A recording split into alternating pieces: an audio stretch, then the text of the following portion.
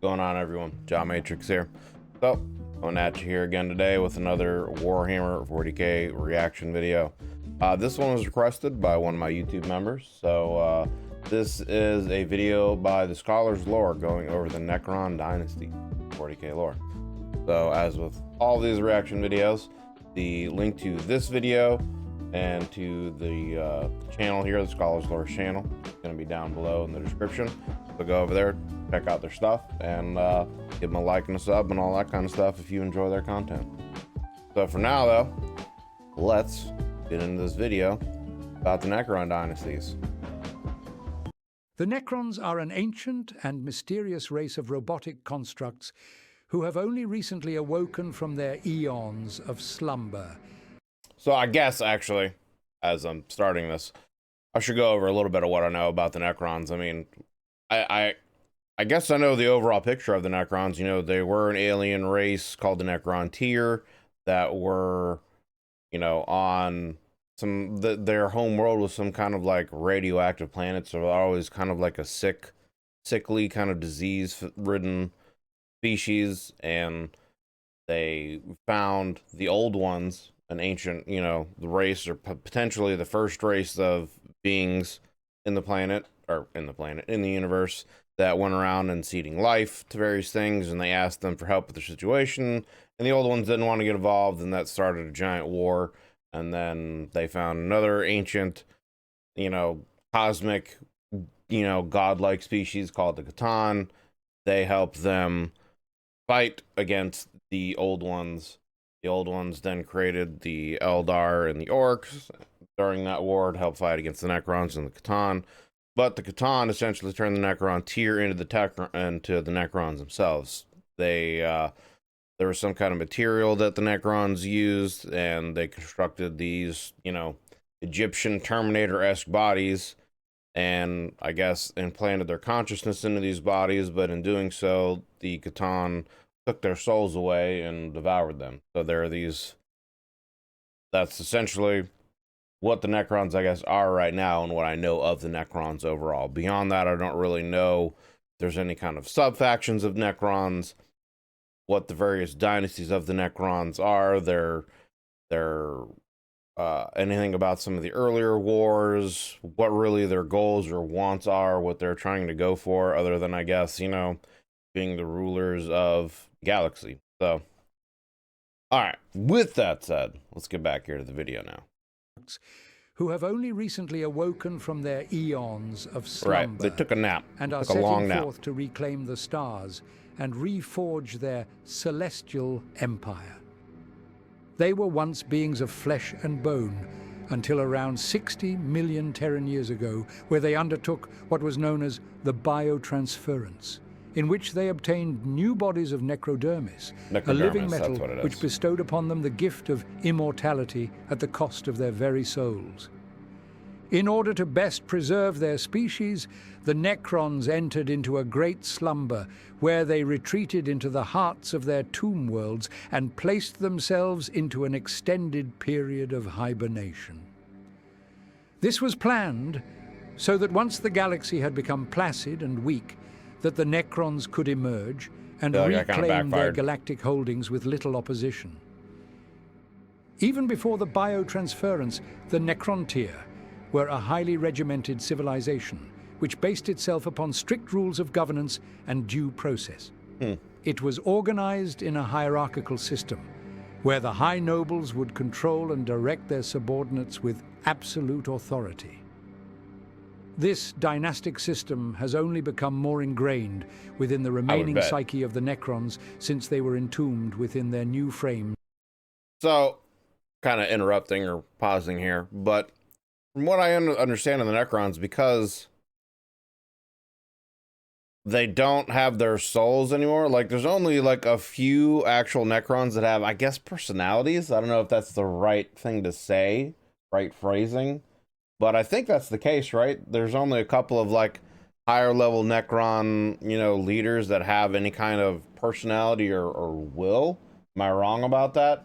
That's kind of what my understanding is that most of the Necrons are kind of mindless, soulless, you know, Terminator drone things that serve the higher elite. Maybe I'm wrong about that, and it's just like that's just how their class system works, and I've, you know, been confused. So let me know if that's the case or not. Maybe that'll get answered as we go along in the video here. Back up. Within the I don't know why sometimes it lowers the volume instead of just rewinding. remaining psyche of the Necrons since they were entombed within their new frames of living metal. Only the most powerful and influential of Necron tier leaders were able to retain some semblance of cognition and reasoning, since they were provided with the highest quality of stasis chambers within their tomb worlds. This has allowed them to more effectively control and rule over their more poorly preserved kin, who lack the neural capabilities required for conscious thought. Okay, so it's just over the millennia that have passed, their consciousness is degraded down so much, and only those higher elites who've had better stasis chambers to preserve their consciousness better are able to essentially hold on to their consciousness, and that is, yeah, basically turn the lower tier guys into almost mindless drones that just kind of do what they're told.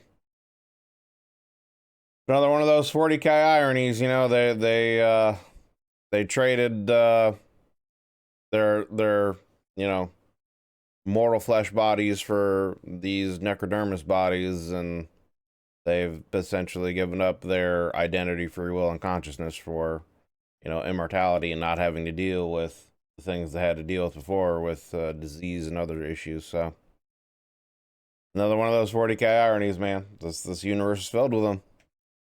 Preserved kin, who lack the neural capabilities required for conscious thought. Many of the lower-ranking members of society, who now make up the majority of the Necron warriors, have lost much of their cognitive capacity due to the eons of substandard stasis sleep. Yeah. And so they are forced to simply follow the orders given to them by their leaders. These dynasties are culturally and industrially separate from one another, with each being defined by not only the capacity of the planets which they rule over. That is a crazy looking blade right there, man. I don't know if anyone, how many people watch Critical Role at all. Just sitting here thinking about this, you know, during campaign 2, one of the characters had a weapon called the Skin Gorger. And it's a great sword that had no kind of hilt or whatever, and just had like some handles. And it very much, I don't know, just seeing that brought the image of that to my mind. Yasha's Skin Gorger. Anyway, side tangent. That's just a crazy looking blade. Positivity for that. And then that, you know, that's how my brain works, okay? My brain goes on these weird little tangents. Anyway. Each being defined by not only the capacity of the planets which they rule over, but also for their own customs and traditions, many of which have endured the long slumber. That being said, some of the modern awoken dynasties have clearly followed new cultural practices which were not present during the ancient days of their empire. This is almost assuredly due to the widespread mental degradation which occurred during their millennia of hibernation, and unfortunately it seems to be an incurable condition for the decrepit mechanical horrors. So they've, again, another irony. As time's gone by, they're having to deal with other degradation issues and essentially just turning into mindless walking husks with no consciousness or no reason to exist, I guess, maybe, and only being able to follow the orders of the people above them. The nobility, I guess you could say. So I would assume that they would probably, that would be their main goal now, would be to find a way to correct that issue, save that off, because eventually even the higher ups, even if it takes, you know, however many more millions of years or whatever, eventually, you know, their stasis chambers aren't going to sustain them and their consciousnesses are going to break down as well. So I would think that would be the #1 goal, is finding a way to correct that. Interesting. Seems to be an incurable condition for the decrepit mechanical horrors. As an example of the potential scale of this damage, let us explore one dynasty which was so ravaged by time that they have almost no remaining cultural legacy from their ancient days. The Necrons, who hail from the tomb world of Szarekhan, are a part of the dynasty known as the Empire of the Severed. This planet was utterly racked by intense electromagnetic storms, which resulted in every single member of the slumbering legion having their memory cores utterly wiped. Really? The command programs of the tomb world had similarly become corrupted and damaged by the storms. However, the malfunctioning machine intelligence falsely saw itself as the overlord of this dynasty. It proceeded to dominate and raise the shattered legion from their crypts, who now walk in absolute unison as mindless automata, ever more soulless than any of their other dynastic cousins. Sounds very Borg-like, honestly. CPU, like an AI intelligence, took them over and, yeah, it's turned them into almost a Borg kind of hive mind situation. Interesting. Automata, ever more soulless than any of their other dynastic cousins.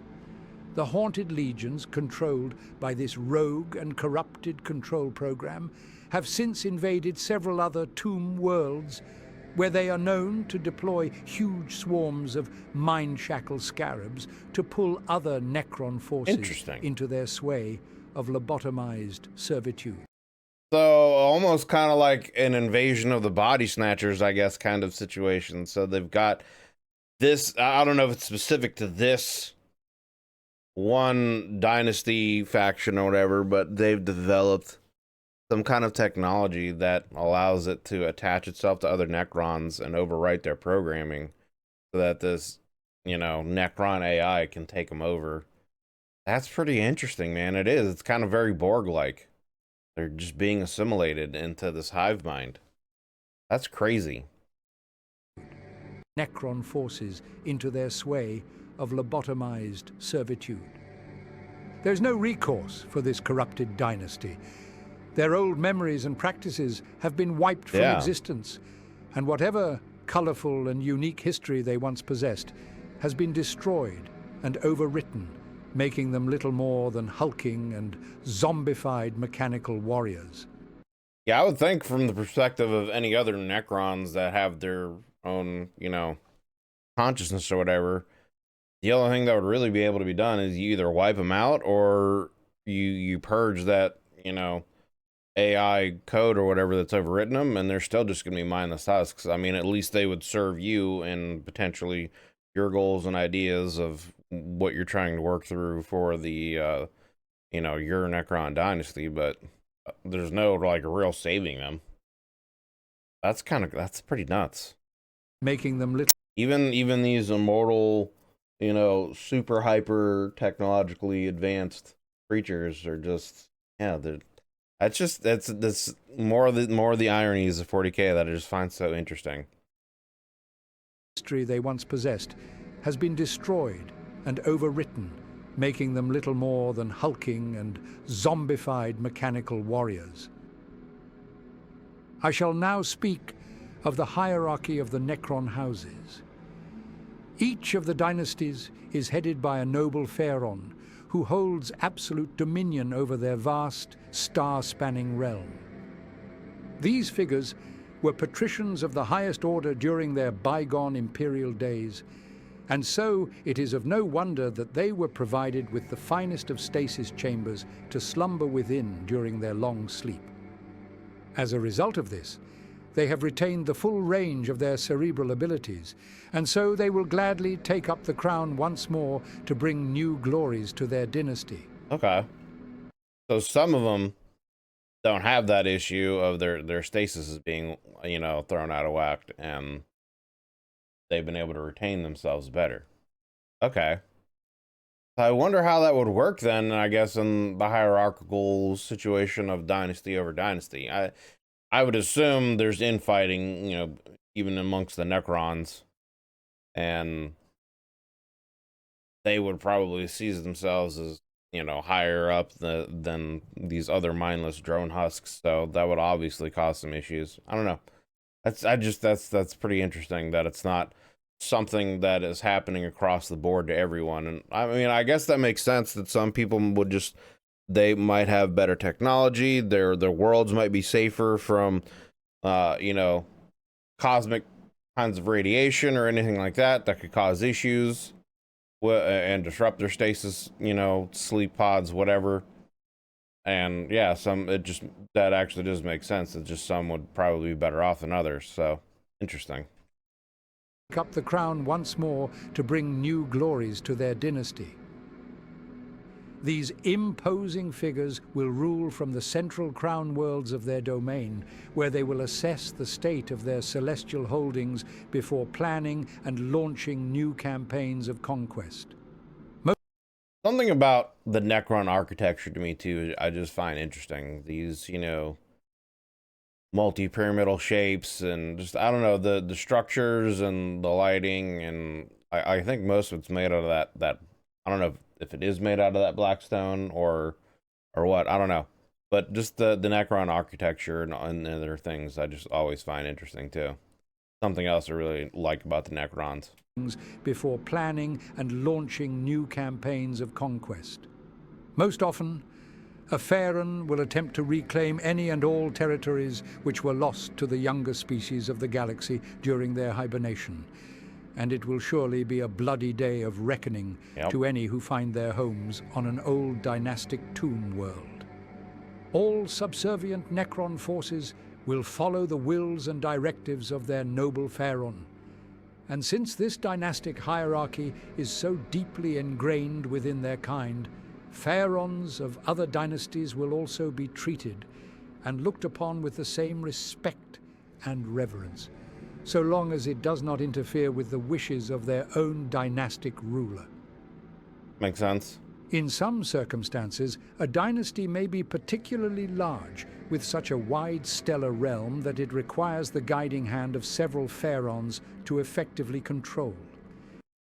So, question, I'm just thinking here, seeing this, you know, kind of red colorized version of the Necrons. Have there been any Necron factions, dynasties, whatever, that have been corrupted by chaos and have been taken over by chaos?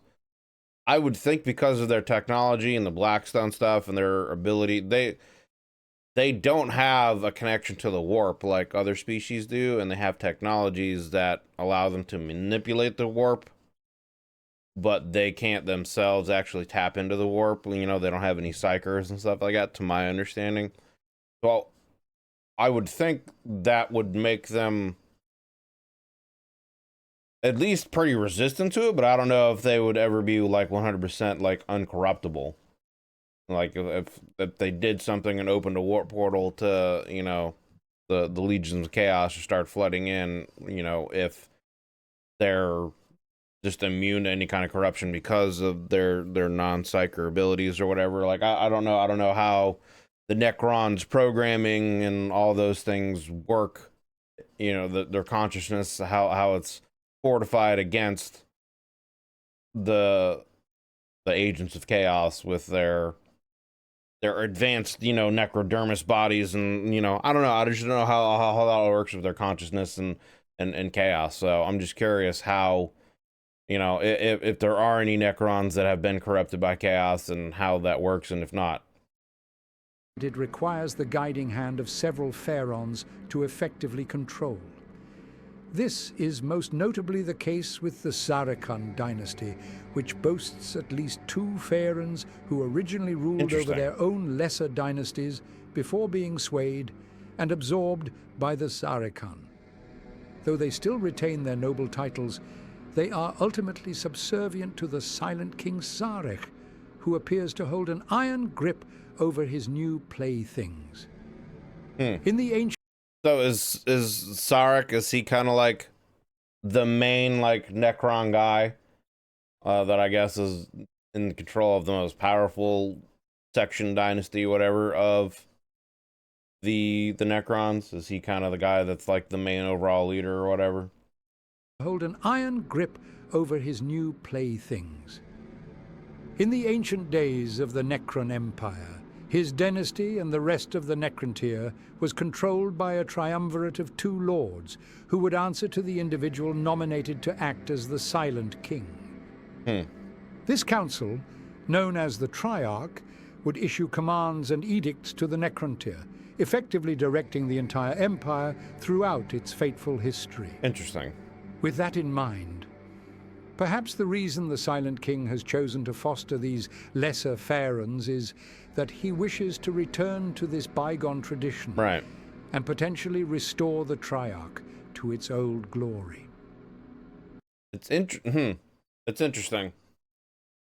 You know, not many. I guess if people are in the position of like absolute power, it's kind of interesting that he would want to, you know, maybe lift others up to, I don't know. It might not be a situation where he's making them their equal, and it might just be a situation where he needs them to help manage the overall scope of the Necron and the dynasties, because there's just so much.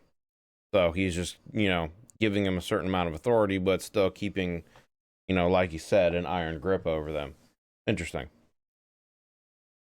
The pharaons cannot rule their dynasty alone, and so they will require their own council of vassal lords and nobles to aid them in leading the Undying Legions.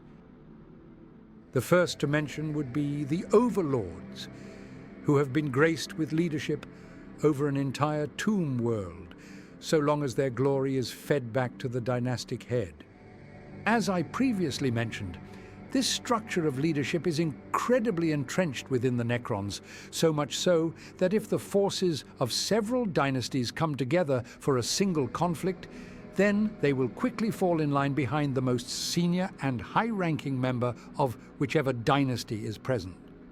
I mean, that would make things much more efficient and convenient when in situations like that, where they know right off the bat what the hierarchical structure is and who they answer to and what their positions are and what's expected of them. So if they ever get into a major battle that involves all of them, you know, the structure is already there and set, and they know what to do and what their place is, and, you know, it reduces any kind of infighting and confusion and whatnot. So that in and of itself can be a pretty major deal.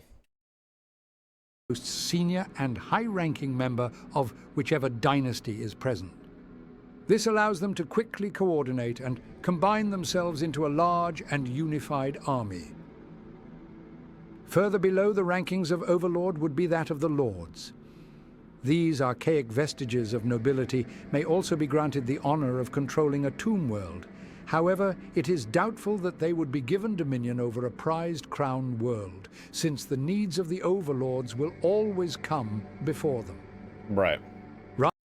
Rather often, the lords will be given control over a large army of soulless warriors, and in this sense, they will act as military commanders during the inevitable Necron campaigns. That's what I was going to say. So it looks like, you know, there's the Silent King, and he's got his pharaons underneath him, and then the overlords that control the tomb worlds, and then the lords seem to be kind of like the generals, the military commanders. Those are the ones that are controlling the armies and actually going out and fighting the armies, I guess, you know, fighting the wars and leading them. And it would only go to this next step above if something major happens and they would have to get involved, or, you know, if someone's trying to take glory away from their higher up, they would get involved and maybe take a more of a prominent role in the actual battle or campaign. Interesting. They will act as military commanders during the inevitable Necron campaigns. Whilst the titles of Pharaon, Overlord and Lord are incredibly well conserved and respected across the Necron species, the dynasties will each have their own distinct and culturally significant titles which will be bestowed upon lesser nobles, advisors, and military personnel. This can lead to some confusion and disarray amidst a dynasty if the ruling pharaon is killed or overthrown. The new dynastic ruler will seldom recognize the old cultural titles and will instead insist that their own dynastic honors are the only valid titles worth granting. That's kind of an interesting point to bring up, a point in question. You know, how often does infighting happen in the Necrons, and how often does someone get overthrown? Because it seems like with this strict adherence to their position in the hierarchy of the Necrons, that I would think that wouldn't happen very often unless people under them aren't given the even though someone is underneath you in the hierarchy, I would assume they would still be, needed to be given a certain amount of, respect and honor and all that kind of stuff. And if it's not, that could lead to dissent or rebellion. But I would assume also that there could be situations where certain Necron leaders are doing things that aren't for the overall greater good of the dynasty or the Necrons, and they could be supplanted, or perhaps maybe their consciousness or whatever is even starting to break down and get corrupted, and maybe that would be reasons why someone would get overthrown or replaced. But I would think it would be something that'd be pretty rare. But I guess let me know if it's not, if infighting in the Necrons is quite common and people get, the hierarchy changes and people get removed more often than what it sounds like. Let me know, because it sounds like there's pretty strict rules and a pretty rigid structure for how their, system of government and the positions they're in work. And it seems like that wouldn't be, infighting and supplanting and overthrowing. Sounds like it would be kind of working against the overall picture of what the Necrons would want, and that wouldn't be something that would happen very often. Dynastic honors are the only valid titles worth granting. As such, Necrons who previously found themselves in rather lofty positions will suddenly be stripped of their powers, being left to grovel for some measly title or court position from their new lords.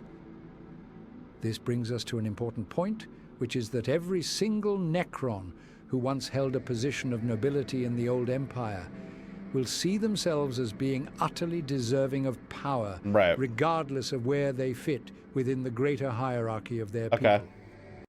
So that answers that part of that question. Is, I guess also depending on when certain members of the hierarchy of the Necron, I guess, maybe wake up, they might find that other people who are beneath them are in higher positions of power because those people that were beneath them woke up first, and they're going to feel like they're deserving of that power, so that could lead to them fighting. That makes sense. That makes sense. And also, being that you're technically immortal, gotta suck that, if you had this great position of power and then you've been deposed and you're now just kind of an underling, you're gonna have to deal with that for a long time, and who knows, when or if you're ever gonna get another chance to regain that power, and that's always gonna be sitting over you. Regardless of where they fit within the greater hierarchy of their people.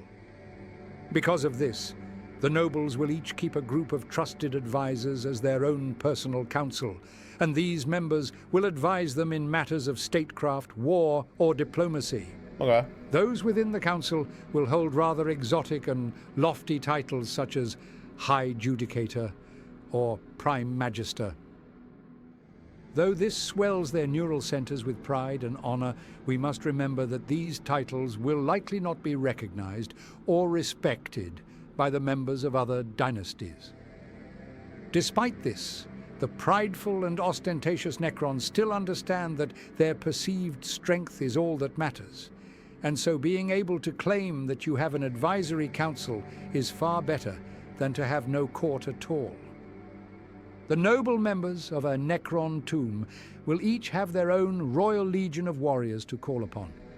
Similar to an advisory council, having a large roster of military forces proves the seniority and power of a dynastic member. Being able to boast to their peers that they are in the possession of several phalanxes of mighty Lich Guards, or that they have innumerable legions of immortals under their command, will be a great point of pride to a lowly lord who will do anything to prove their worth to their dynastic liege. It's all about status, it seems like, in their society. And whatever, any kind of status is important. Even if you're just a lowly lord, it's still something. lowly lord who will do anything to prove their worth to their dynastic liege. Every Necron, be it the most powerful of Pharaon or the lowliest of warrior, will bear a glyph upon their breastplate. This ancient symbol, known as the Ankh of the Triarch, has been retained since the old days of the Necrontyr Empire, and it signifies some sense of unity amongst the Necron race. That was a question that I actually did have, and I hadn't asked it, but it was just something in my mind, is if that glyph on the chest really meant anything or if it's just like decorative. So there we go. And it signifies some sense of unity amongst the Necron race. In addition to this, each dynasty will have its own distinct glyph, which will be worn upon pieces of apparel, such as upon the death masks of its most senior and noble members. Only the highest ranking of lords hold the right to display the glyph in its full glory, whilst other subservient but still noble members of the dynasty will only display a small element in order. So it's kind of a ranking insignia. It shows what dynasty or faction you're a part of and where you stand in the hierarchy at a glance, you know. Noble members of the dynasty will only display a small element in order to signify that they are in a lower position to the more noble members. These ships look like the ships from Stargate. The movie Stargate and the series Stargate, you know, SG-1. They look like the, what are they called now? My mind's drawing a blank on them. The Goa'uld. That's what they are. The little gold gliders or whatever. They look very much like them. In order to signify that they are in a lower position to the more noble members.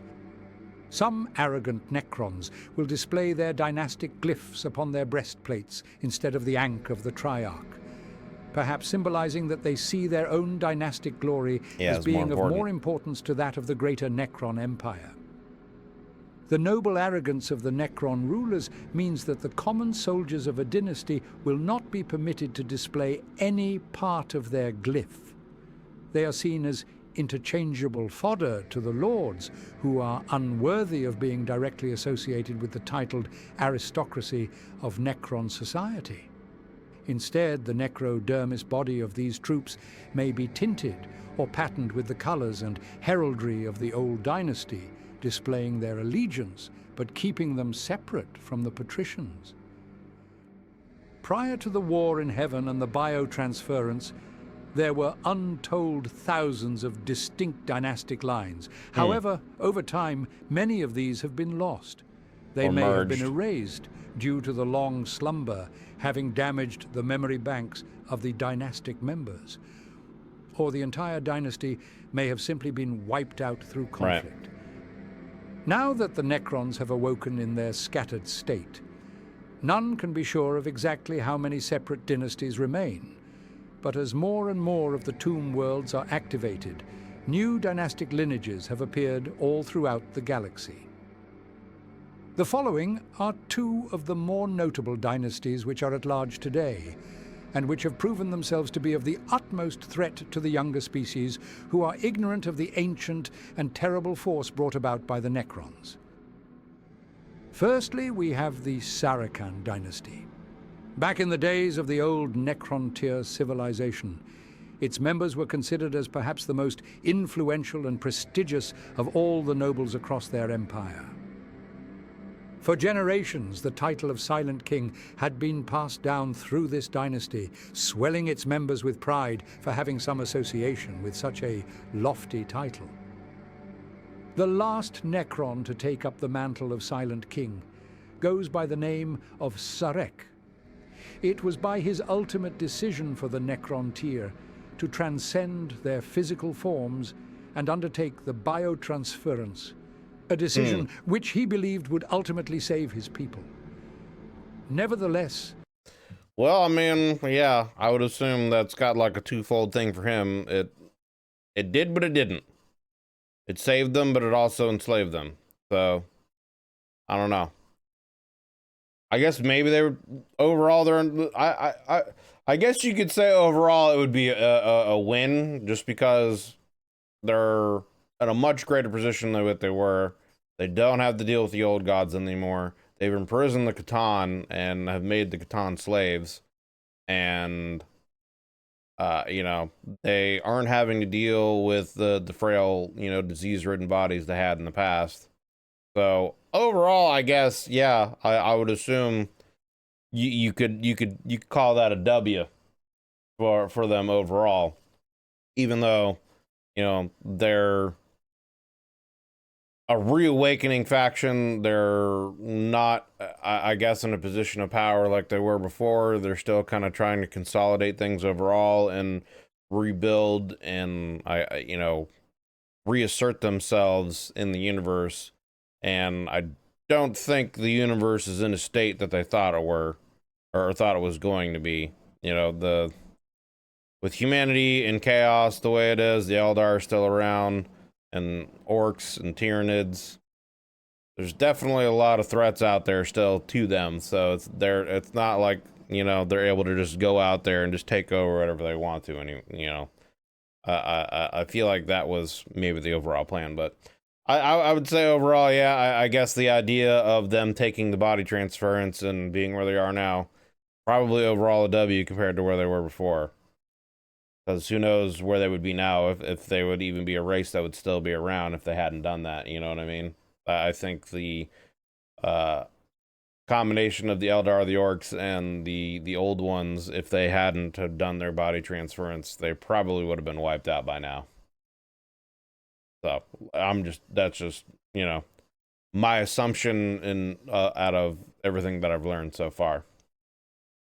Decision which he believed would ultimately save his people. Nevertheless, just as Szarekh emerged from the great bioforge within his new necrodermis frame, he saw the terrible calamity which he had ordained.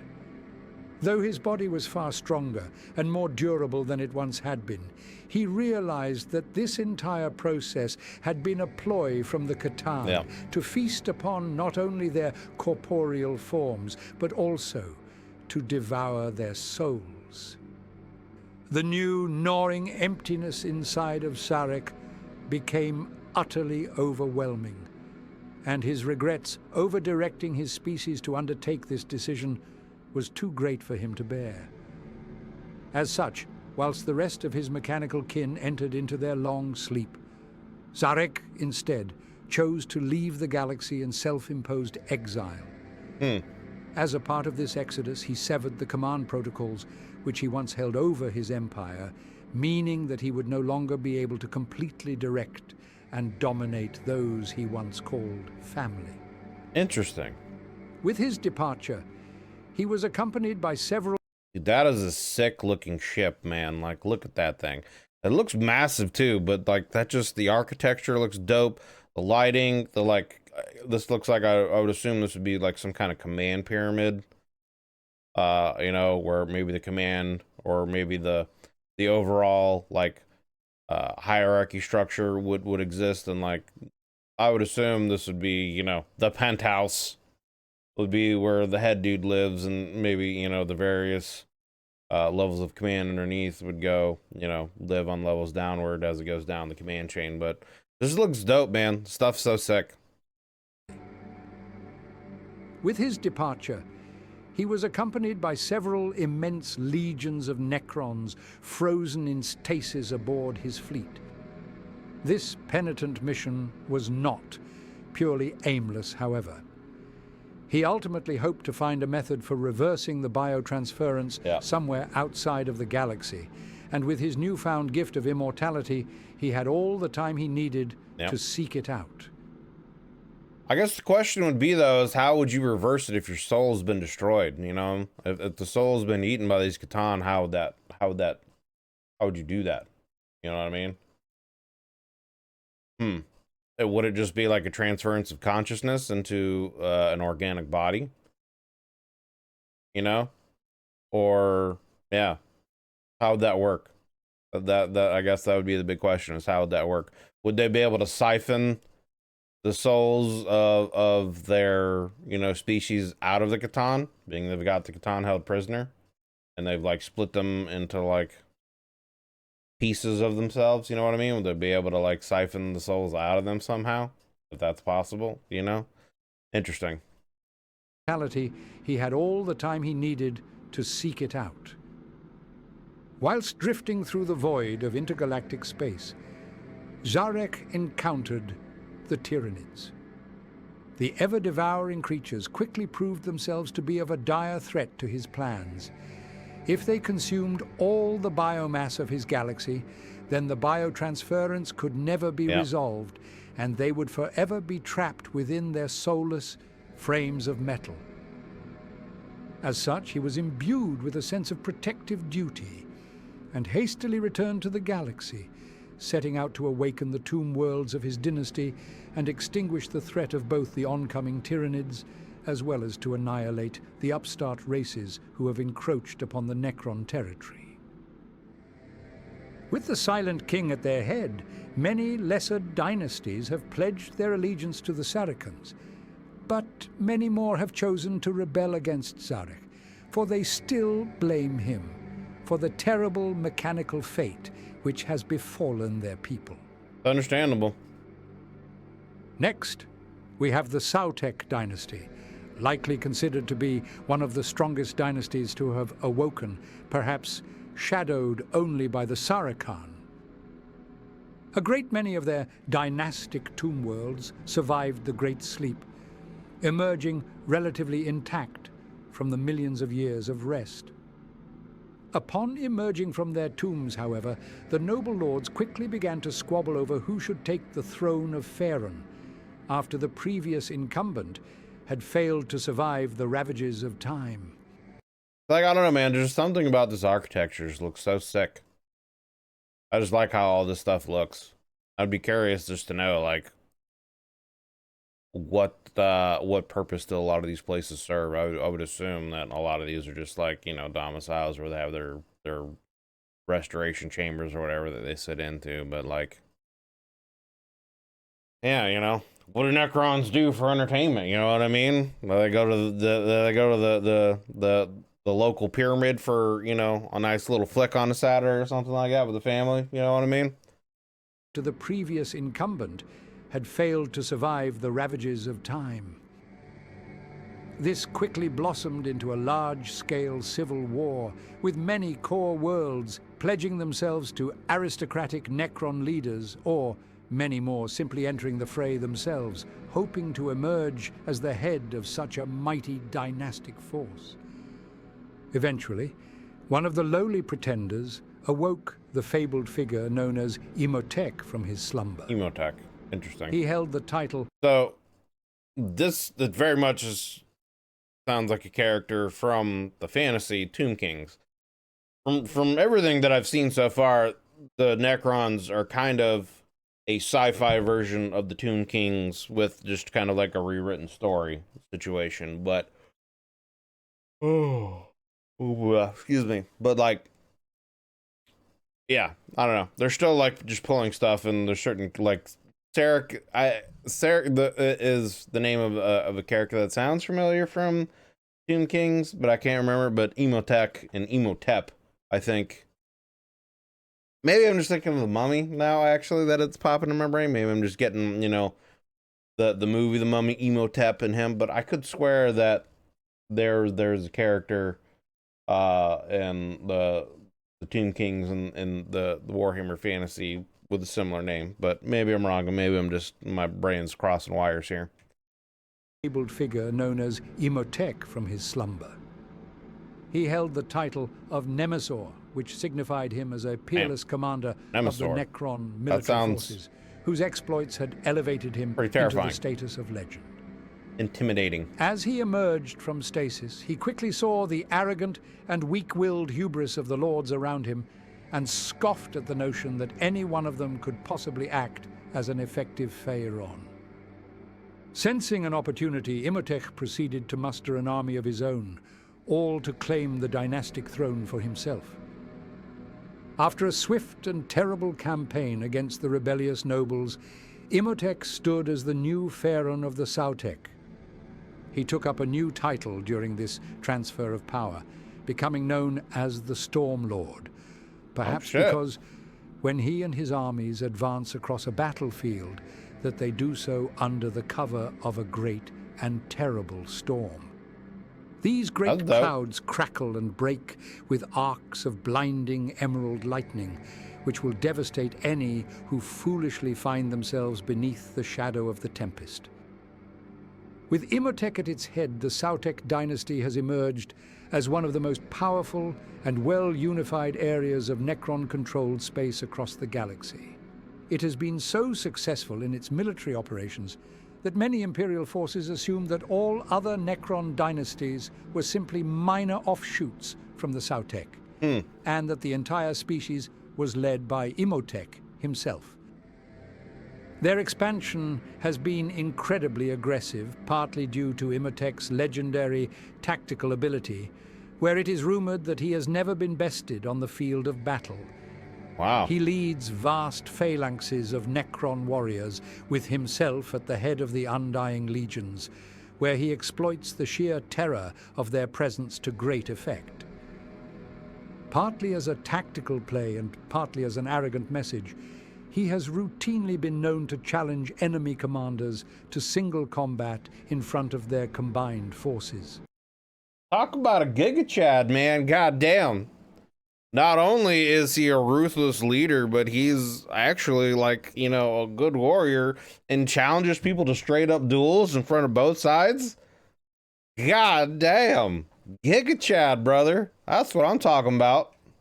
Enemy commanders to single combat in front of their combined forces. Imotekh has historically been successful in defeating every one of his foes during these duels, but he chooses not to kill the defeated commander, preferring instead to allow them to scurry back to their defensive lines, where they will surely tell nothing but terrible tales of the Storm Lord and of his devastating abilities. It's smart, yeah. You know, a lot of times in those kind of situations, you don't actually necessarily want to kill the leader and make him a martyr. You want to send him back defeated and his will broken, because that will then break the morale of your enemy, and the war can be won without even having to shoot, you know, a single shot, kind of a situation. So very smart, man. I want to learn more about this Imotekh guy. I like him. Terrible tales of the Storm Lord and of his devastating abilities. Imotekh has led the Sautekh to new heights of power, but with the return of the Silent King, he has grown bitter and resentful of the ancient Triarch's presence. He sees himself as the ultimate unifier of the Necrons, and he will not suffer the threat of being overshadowed by any other lord, no matter how ancient or venerable they may be. Only time will tell of whether or not the two dynasties will eventually fall into all-out war. But whoever emerges victorious will certainly be able to boast that they are the true leader of the newly revived Necron Empire. Or it could even end in some kind of ultimate alliance between them, and they could unite, you know, the Necrons even greater that way. You know, who knows? These are but two of the innumerable dynasties which are continuing to awaken throughout the galaxy. There are some who have emerged, seeking only to destroy other Necrons in an effort to free them from the necrodermis prison they find themselves in. Others still are led by arrogant lords who have become locked in bitter feuds between themselves and have been merely launching assassination attempts on each other for the several hundred years that they have been awake for. While the Necrontyr may have shed their bodies of flesh, they now stand as the cold, calculating, and living metal entombed Necrons. Though it no longer flows, the ties of blood still hold strong, and their dynasties stand as an integral and ever-present part of the Necron Empire. With the ancient monarchs at their head, the Necrons will continue to march throughout the galaxy, ever expanding their might and bringing glory to their dynasty.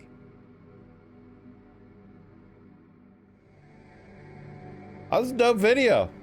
I like that. All right, there you go. That is the Necron Dynasties here. Definitely a great video. going in from the Scholar's Lore, NECRON Dynasties, 40k lore. Definitely learned quite a bit more about the Necrons than I did before. The Necrons, I'd have to say, in the tabletop situation, the Necrons would be the alien, you know, Xenos race that I'd be most interested in playing.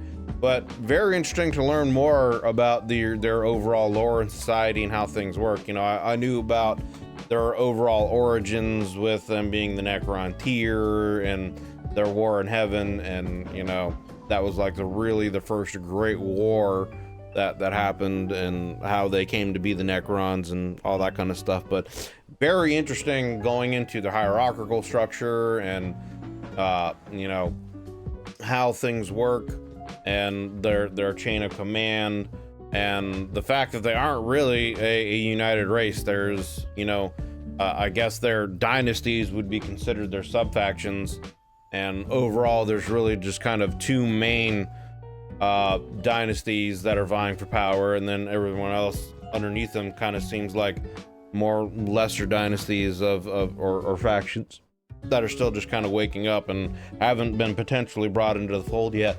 But there's, you know, the Szarekh dynasty, who was the original like overall leader of the Necron tier, and he's the one that, you know, convinced their species to do the biotransference, which again, you know, overall, I guess I would, it's hard to really say, man, but overall I would say it probably was a W for their species, because without them having done that biotransference, yeah, it cost them their soul and their, you know, flesh and blood mortal bodies, but they probably would have been wiped out by the old ones, the Eldar and the Orcs, had they not done that, because they're, you know, even though they had a lot of great technology and they were being backed, you know, potentially by the Catan really didn't care for them, and they were only interested in, you know, absorbing their souls and using that power to make themselves greater so that they could overthrow the old ones, because they were jealous of the old ones.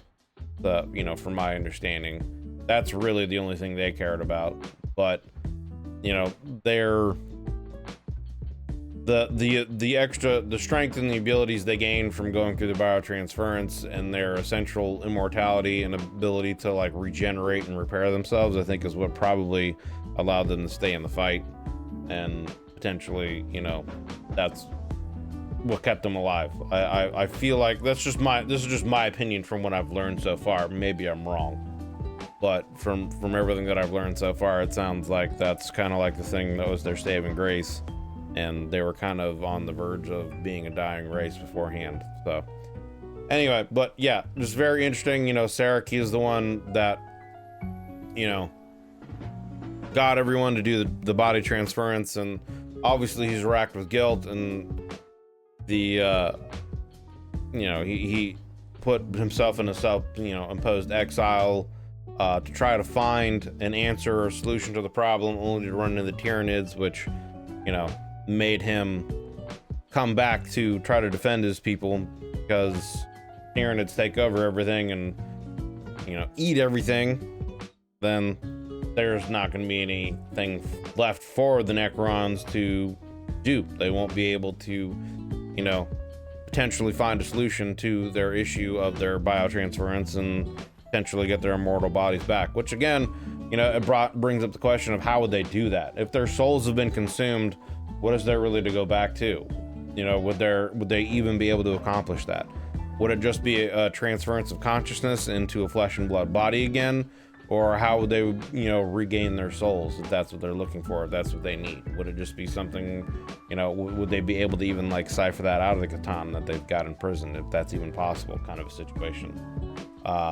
Would they be able to essentially take like a piece of the Catan into some kind of other immortal body and transfer their consciousness in there and create something new, and merge their consciousness with a new soul entity or something and make a new race? You know, I guess that would probably be the solution. So you go from him and being like one of the major factions to Imotekh and his dynasty, and that man, I would like to learn more about Imotekh, honestly. That man's a Gigachad, brother. Not only is he just a great warrior, he's the Storm Lord. He can command these great, you know, storms of some sort that go forth, you know, when he's fighting, and cast down emerald lightning. You know, it's almost kind of like green force lightning coming down from the skies and using that through the battle. But not only that, he's a great duelist and a great strategist, and will challenge the enemy's commanders to one-on-one duels. And he just sounds like a very smart and very capable warrior and leader. And yeah, is not to be outdone by anyone. So, but very great video, very great video.